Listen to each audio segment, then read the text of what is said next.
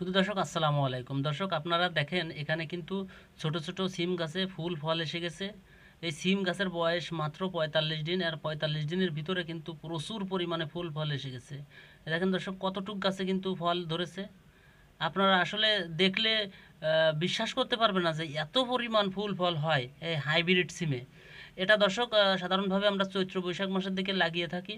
আর চৈত্র বৈশাখ মাসে লাগালে সারা বছরই কিন্তু এই সিম গাছ থেকে সিম হয় এবং প্রচুর পরিমাণে দাম পাওয়া যায়। আপনারা চাইলেও লাগাতে পারেন। দর্শক সিম গাছে তেমন কোনো যে বিষ দেওয়া লাগে না। হালকা যে সমস্ত বিষ আছে এগুলো ব্যবহার করা লাগে। দর্শক কি কি সার বা বিষ ব্যবহার করতে হয় সিম গাছে সব কিছু আমি পরবর্তী ভিডিওয় আমি জানিয়ে দেব। আপনারা দয়া করে সে ভিডিওটি দেখবেন, তাহলে আপনারা অতি সহজে সিম চাষ করতে পারবেন।